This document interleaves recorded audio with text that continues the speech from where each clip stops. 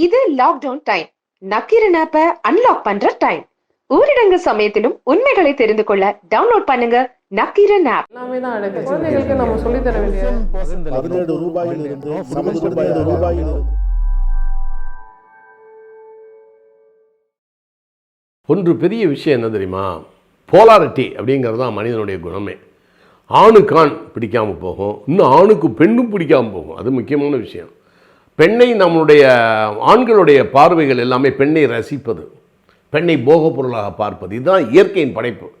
சமுதாய அமைப்பிலே, மத அடிப்படையிலே, சகோதரத்துவத்திலே, மனித நேயத்திலே நாம் அவர்களை மரியாதையாக பார்க்க வேண்டும் என்பது பண்பாடு கற்றுக் கொடுத்தது. ஆனால் இயற்கையிலே ஒரு பெண்ணை பார்க்கும் பொழுது அவன் காம இச்சையோடு தான் பார்ப்பான். இதுதான் இயற்கை.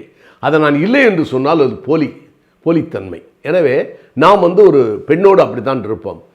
ஆணுக்கும் பெண்ணுக்கு ஒத்தே போகாது எப்போவுமே. அது திருமணம் என்ற பந்தத்தில் தான் அவர் கொஞ்ச நாட்கள் ஒத்து போய் வாழ்கிறார்கள்.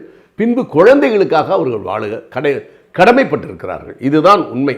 மனிதனுக்கு கட்டுப்பாடு என்பது மிக மிக அவசியம். அவுத்துட்ட கண்ணுக்குட்டி மாதிரி ஓடப்படாது. இந்த ஆணுக்குள்ள இதில் விஷயங்களில் கான்ஃப்ளிக்ட், கான்ட்ரடிக்ஷன் ரெண்டு இருக்குது. இந்த கான்ஃப்ளிக்ட் என்பது என்னுடைய தேவை இன்னொரு நண்பருடைய தேவைக்கு இடையூறாக இருந்தால் அங்கு கான்ஃப்ளிக்ட் ஏற்படும். மனமுறிவு, மனமோதல்கள் தமிழிலே. இது என்ன அப்படின்னு கேட்டால், இன்றைக்கு நான் சாயந்தரம் என்னுடைய நண்பர் வீட்டில் 24ஆம் தேதி ஃபங்க்ஷன் வைத்திருக்கிறார். நான் வர வேண்டும் என்று சொன்னார். உடனே நான் சொல்கிறேன், சார் எனக்கு ஷூட்டிங் இருக்குது சார் அப்படி என்று சொல்லுகிறேன். உடனே அவருக்கு என் மேலே என்ன ஷூட்டிங் விட்டு 6 மணி வரைக்கும் தான் சார். இல்லை சார் 9 வரைக்கும் போவோம். சரி 9க்கு அப்புறம் வாங்க, வரேன் சார் அப்படின்னு. அன்னைக்குன்னு 10 மணி ஆகிடும். 10 மணி ஆகிடும். ஃபோன் பண்ணி கேட்டால் இல்லை சார் நாங்கள் எல்லாம் ஃபோன் ஆஃப் பண்ணி வச்சுருப்பார். இது கான்ஃப்ளிக்ட் ரெண்டு பேருக்கும். அதை விடுத்து 24ஆம் தேதி ஃபங்க்ஷன் வச்சுருக்கேன், நீங்கள் வாங்க சார்னா 31ஆம் தேதி வரைக்கும் கொரோனா, யாரும் வெளியே போகக்கூடாதுன்னு சொல்லிட்டாங்க. இல்லை எந்த ஃபங்க்ஷன் அட்டன் பண்ண வேடான்னு சொல்லிட்டாங்க. ஒரு 50 பேருக்கு மேலே கூடுற ஃபங்க்ஷனெல்லாம் அவங்க அனுமதி கொடுக்கவில்லை என்ற சட்டம் வரும்பொழுது அவருடைய ஃபங்க்ஷன் மேக்ரோ ப்ராப்ளமாக வரும்பொழுது அவருக்கு சொசைட்டியோடு கான்ஃப்ளிக்ட் ஏற்படுகிறது. இதுதான் கான்ஃப்ளிக்ட். கான்ட்ரடிக்ஷன் என்று சொல்லுவது அடிப்படை, அதாவது முரண்பாடுகள். என் மனைவி கடவுள் நம்பிக்கை உள்ளவராக இருக்கலாம், நான் கடவுள் நம்பிக்கை இல்லாதவராக இருக்கலாம்.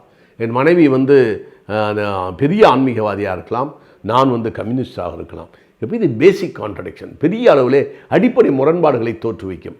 எனவே இந்த முரண்பாடுகளையும் கான்ஃப்ளிக்ட்டுகளையும் களைந்து அந்த ஜென்யூன் ரீசன்ஸை பார்த்து ஒத்து போவது தான் வாழ்க்கை. அதை விடுத்துவிட்டு என் இஷ்டப்படியெல்லாம் நடக்க வேண்டும் என்று நினைத்தால் ஒன்று அவன் குழந்தையாக இருக்க வேண்டும், இல்லை அவன் சர்வாதிகாரியாக இருக்க வேண்டும். குழந்தையும் சர்வாதிகாரம் 2 பேரும் ஒன்று. அதே போல்தான் அவரும் ஒத்து போக வேண்டும். வாழ்க்கை என்பதை ஒத்து போவது. எனவே அந்த பழகிற விதத்திலே அவருக்கு தெரியவில்லை என்று நினைக்க வேண்டுமே ஒழிய கோபப்படக்கூடாது யார் மேலேயும். அப்புறம் தோற்றத்தை பொறுத்தவரையில் இப்போ டாக்டர் கலைஞர் அப்படின்னு சொன்னாலே கூலிங் கிளாஸு, அந்த வெள்ளை சட்டை, அந்த மஞ்சள் துண்டு. மக்கள் தலைவர் எம்ஜிஆர் என்றாலே இந்த தொப்பி, இந்த கண்ணாடி, அவருடைய ஜிப்பா, அவருடைய நடை, கட் ஷூஸ், இதெல்லாம் எம்ஜிஆருங்கிற ஒரு தோற்றம். எம்ஜிஆர் என்று நினைத்தாலே அதுதான் வர வேண்டும். சினிமா எம்ஜிஆர் நினைத்தால் பல்வேறு ஆடைகள் வரலாம். அதுபோல் ரஜினி சார் என்று நினைத்தால் அந்த ஜிப்பா, அதுதான் நம்மளுக்கு ஞாபகத்துக்கு வர வேண்டும். அந்த தோற்றம். காந்தி என்றால் சட்டை போடாமல் ஒரு உருவம். டாக்டர் அம்பேத்கர் என்றால் அந்த சூட்டு. தந்தை பெரியார் என்றால் அந்த ஒரே தோற்றம்தான். எனவே இப்படிப்பட்ட ஒரு தோற்றத்தை கொண்டு வருவது நல்லது. உதாரணமாக கவி பேரரசு வைரமுத்து அவர்கள் இந்த ஜிப்பாவோடு வருகிறார். ஒருவரை நினைக்கும் பொழுது காமராஜரோ நம்ம மோடிஜியோ இல்லை நம்மளுக்கு மூப்பனாரோ யாரை நினைத்தாலும் அந்த ஒரு ஆடை தான் வர வேண்டும்.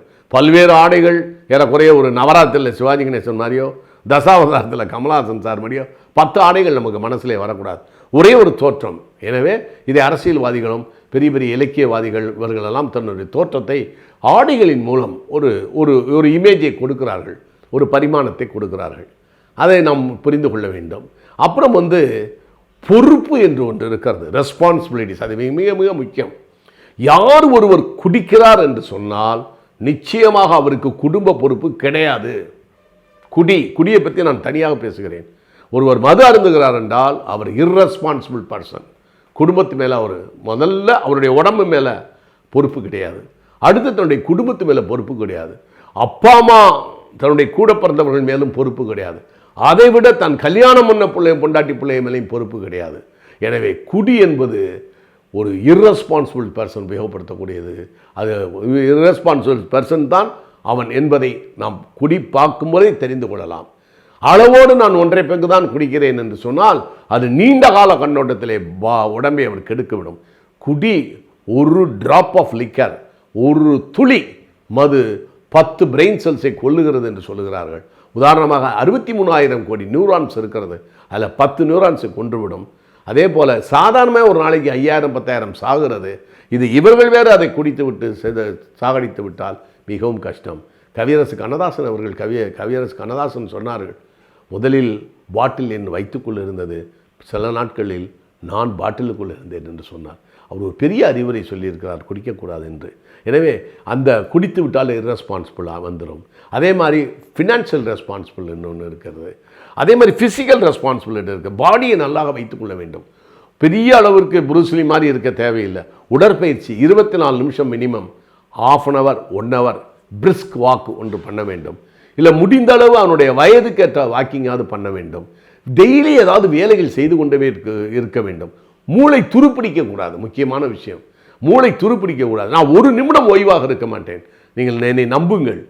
ஒரு மதியானத்தில் நேற்று இரவு சரியான தூக்கம் இல்லை என்றால் நான் சில ஒரு மணி நேரம் 1.5 மணி நேரம் மதியம் நான் ஓய்வெடுப்பேன். ஓய்வெடுப்பது நல்லது என்று சொல்லுகிறார்கள். சர்ச்சில் செகண்ட் வேர்ல்டு வார் நடந்து கொண்டு இருக்கும் போதே அவர் 1 மணி நேரம் 1.5 மணி நேரம் தூங்குவார். நெப்போலியனுக்கு தூக்கமே வராது, இன்சோமேனியானுங்கிற வியாதி அவருக்கு உண்டு. எனவே தான் நெப்போலியன் அந்தந்த இடத்துல உட்காந்த இடத்துல தூங்கிக்குவார். சில இடத்துல குதிரையில் உட்காந்துருக்கும் போதே தூங்குவார். ஆனால் படுத்து அவர் 7-8 மணி நேரம் நெப்போலியன் தூங்கினதாக சரித்திரமே இல்லை. எனவே தான் அந்த தூக்கத்துக்கு பேர் நாப் என்று வைத்தார்கள். நெப்போலியன் ஸ்லீப்பிங் அப்படிங்கிறதுக்கு ஷார்ட் ஃபார்ம் நாப் என்று பெயர். இதுபோல் ஜூலியஸ் சீசர் அதே ட்ரெஸ்ஸில் தூங்குவார். ஜூலியஸ் சீசர் அந்த ஹெல்மெட்டை மட்டும் கழட்டி வச்சுட்டு இந்த இது நெஞ்சில் இருக்கக்கூடிய பிரஸ்ட் பிளேட் அப்படியே இருக்கும், ஷூவை கழட்டி வச்சுட்டு அப்படியே தூங்குவார். அப்படி திடீர்னு சொன்னவனை வாங்க போகலான்னு சொன்னால் அப்படியே எழுந்திரிச்சிட்டு முகத்தை மட்டும் லேசாக தண்ணியை போட்டு அலம்பிட்டு டக்குன்னு உடனே ஹெல்மெட்டை தூக்கி மாட்டிட்டு கிளம்பிடுவார். அப்படிப்பட்ட ஒரு சுறுசுறுப்பும் அப்படிப்பட்ட ஒரு விஷயங்களும் இருக்கக்கூடியவர்களே சிறிது நேரம் ஓய்வாக இருக்கிறார்கள் என்று சொல்லுகிறார்கள். இது எல்லாமே அந்த ரெஸ்ட் எடுப்பதிலே நமக்கு வருகிறது. இவையெல்லாம் உடம்பை பார்த்து கொள்வதற்காக வருகிறது. சரியான நேரத்துக்கு சாப்பிடுவது, காலையில் எழுந்தவுடன் காலையில் ஒரு 8-9 மணிக்குள்ளே சாப்பிட்றது, மத்தியானம் 2 மணிக்குள்ளே சாப்பிட்றது, இரவு 9 மணிக்குள்ளே சாப்பிட்றது, எல்லாம் டைம் மேனேஜ்மெண்ட்டில் வரும். நீங்கள் அதை வகுத்து கொள்ளுங்கள். ஆள் மனது ஒரு பெரிய ஆபத்தான ஒன்று. அதுக்கு எவ்வளவு கெட்டதை போடுகிறீர்களோ அதை உங்களோட ஆக்டிவைஸ் ஆகும். நீங்கள் எவ்வளவு நல்லதை போடுகிறீர்களோ அவ்வளவுக்கு அளவு அது உங்களை ஆளுமை செய்யும். எனவே அந்த நல்லவைகளாக பார்த்து எடுத்துக்கொண்டு ஒவ்வொரு நாளும் சுறுசுறுப்பாக இருக்க வேண்டும். நான் ஓய்வு என்று சொன்னால் ஏதாவது ஒரு வேலை பார்த்து கொண்டே இருப்பேன். புக்ஸ் எல்லாம் அடுக்கணும்னு சொல்லிட்டு இப்போ பாருங்கள் 10-12 நாள் லீவுனா ஃபுல்லாக படிப்பதும் புத்தகங்களை அடுக்குவதும் படங்கள் பார்ப்பதும் என்று இருந்துவிட்டேன். அதனால் இந்த 10 நாளும் 12 நாளும் நான் செய்ய போகிற வேலை இதே வேலை. இது பெரிய வாய்ப்பு எனக்கு. 12 நாள் இதில் உட்காந்து அவ்வளவும் படித்து அவ்வளோ ஆர்டிக்கல் எழுதி பல்வேறு மேகசீன்களுக்கும் இங்கே யூடியூப்புகளுக்கும் நான் தயார் செய்வதைத்தான் நான் பயன்படுத்திக் கொள்வேன். இதைத்தான் பேரறிஞர் அண்ணா அவர்கள் சொன்னார்கள், தடைக்கற்களை படிக்கற்கள் ஆக்குங்கள் என்று சொன்னார்கள். அது தடைக்கல் எது இருக்கிறதோ அதே படிக்கட்டாக்கி விடுவது என்று சொல்லுவது. 1914 18 வரை உலக மகா யுத்தம் ஃபர்ஸ்ட் வேர்ல்டு வார் நடந்தது. அதிலே பெட்டன் ரசலை தூக்கி ஜெயிலுக்குள்ளே போட்டு விட்டார்கள். மிகப்பெரிய தத்துவ மேதை. அவர் உள்ளே உட்கார்ந்து ஒரு பெரிய புக் ஒன்று எழுதிவிட்டார், ரோட்ஸ் டு ஃப்ரீடம், சுதந்திர சுவடுகள்னு பேர். அதை எடுத்து அவர் என்ன சொன்னார் என்றால், இந்த உலகத்திலே யாருமே யுத்தம் செய்யாமல் இருந்தால் 10 ஆண்டுகளுக்கு நாம் எல்லாம் எந்த வேலையும் செய்யாமல் உட்கார்ந்து சாப்பிடலாம் அப்படி என்று சொன்னார். தயவு செய்து எல்லாரையும் கேட்டுக்கொள்கிறேன், வார் மெட்டீரியல்ஸுக்கு செலவு பண்ணுற செலவை நீங்கள் நிறுத்துங்கள், நாம் எல்லாரும் நல்லா இருக்கலாம் அப்படி என்று சொன்னார். அதில் என்ன காரணம்னு நான் சொல்லிவிடுகிறேன். 72% வாட்டர் பூமியில், 28% பூமி. இந்த 28% அதிகமாக மக்கள் பெருகிவிட்டார்கள் என்று சொல்லுவது தவறு. உண்மையிலேயே 5% 3% தான் மக்கள் இருக்கிறார்கள். நல்லா கணக்கெடுத்து பாருங்க. தாம்பரத்தை விட்டு நேராக செங்கல்பட்டு போங்க, இடையில எவ்வளோ கேப் இருக்கு, எவ்வளவு இடைவெளி இருக்கு. அமேசான் காடுகள் என்னென்ன காடுகள் எவ்வளவு இருக்கின்றன. நாம் சொல்லுவது சஹரா பாலைவனம் எப்படி இருக்கிறது. இங்கேருந்து மதுரைக்கு போனோம்னா எவ்வளோ ஊர் இருக்கு, நெருக்கமாக ஊர் இருக்கு. இல்லை, 10% வச்சுங்க. 28%, 10%, இந்த 18% எம்டி ஸ்பேஸ். இன்னும் 100 கோடி மக்கள். இப்போ திடீரென்று 100 கோடி மக்கள் திடீர்னு ஆகாயத்திலேருந்து குதிச்சிட்டாங்கன்னு வச்சுங்க. 20 வயசுலேருந்து 70 வயசு வரைக்கும் அவர்களுக்கும் சாப்பாடு கொடுக்கின்ற அளவிற்கு இந்த பூமி இருக்கிறது. ஆனால் அந்த பூமி உணவு, உடை, இருப்பிடம், கல்வி, மருத்துவத்திற்கு செலவு பண்ணாமல் வார் மெட்டீரியல்ஸ்க்கு மட்டும் செலவு பண்ணுகின்ற அளவுக்கு இந்த முதலாளிகள் எதை நோக்கி திருப்பி விடுகிறார்களோ அதுதான் மக்களுக்கு தேவையில்லாமல் பல பொருட்களை உற்பத்தி செய்கிறது, தேவையில்லாமல் பல பொருட்களை வாங்குவது, இதெல்லாம் மக்களுக்கு வந்துவிட்டது.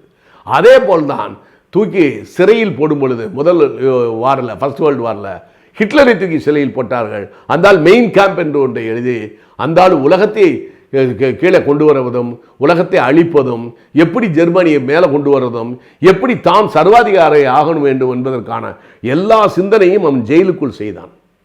பெர்ட்ராண்ட் ரசல் உலகம் வளர வேண்டும், மக்கள் எல்லோரும் வாழ வேண்டும் என்பதற்காக Bertrand Russell Roads to Freedom என்ற புத்தகத்தை எழுதினார். அதை எடுத்து பாருங்க நீங்கள், சுதந்திர சுவடுகள் என்று பெயர். அதை என்னோட 20-25 வயசில் நான் படித்தேன்னா பெரிய விஷயம் பெர்ட்ராண்ட் ரசலோடையது. எனவே அவர்கள் ஜெயிலுக்குள்ள தூக்கி போட்டால் அவர்கள் எழுதின மாதிரி தோழர் தியாகு 14 ஆண்டுகள் சிறையில் இருந்தார். அந்த 14 ஆண்டுகளில் கார்ல் மார்க்ஸ் 14 ஆண்டுகள் தாஸ் கேபிட்டல் எழுதுவதற்கு எடுத்துக்கொண்ட நேரத்தை இவர் 14 ஆண்டுகள் சிறைக்குள்ளே இருந்து இந்த தாஸ் கேபிட்டலை ஆங்கிலத்திலிருந்து தமிழிலே மொழிபெயர்த்து வெளியே கொண்டு வந்து விட்டார். அவர் வெளியே எப்பொழுது வந்தாரோ, ஜூன், ஜூலை, ஆகஸ்ட் என்று நினைக்கிறேன், 1985 நினைக்கிறேன், வெளி வரும்போது அவர் அந்த புத்தகத்தையும் வெளிக்கொண்டு வந்து விட்டார். தடை கற்களை படிக்கற்களாக்குவது. என்றைக்கு நேரம் கிடைக்கிறதோ அன்றைக்கெல்லாம் உட்காந்து எல்லாத்தையும் சிந்திக்கக்கூடிய அளவுக்கு நாம் டைம் மேனேஜ்மெண்ட் பண்ணி ஆக வேண்டும். அனாவசியமாக நான் பேச மாட்டேன் எப்பொழுதுமே. வாக்கிங்கில் கூட இன்றைக்கு என்ன செய்தி என்று கேட்பார்கள். என்னோட வாக்கிங் வருவர், என்னோட நடைப்பயிற்சி மேற்கொள்ளுவர் கேட்பார்கள், இன்றைக்கி ஒரு புதிய செய்தி என்று சொல்லுவேன். ஒவ்வொன்றா புதுசாக சொல்லுவேன். எல்லாமே நேர்களே நைட்டே டேர் பண்ணிக்குவேன், நாளைக்கு என்ன பேசலாம்னு. எனவே எனக்கும் திருப்பி பேசும்போது எனக்கும் அறிவு வளரும், கேட்குற அவர்களுக்கும் காலையில் நடைப்பயிற்சி ஒரு அறிவுபூர்வமான நடைப்பயிற்சியாக இருக்கும். எனவே இப்படி நம்ம டைம் மேனேஜ்மெண்ட் பண்ணிக்கொள்ள வேண்டும்.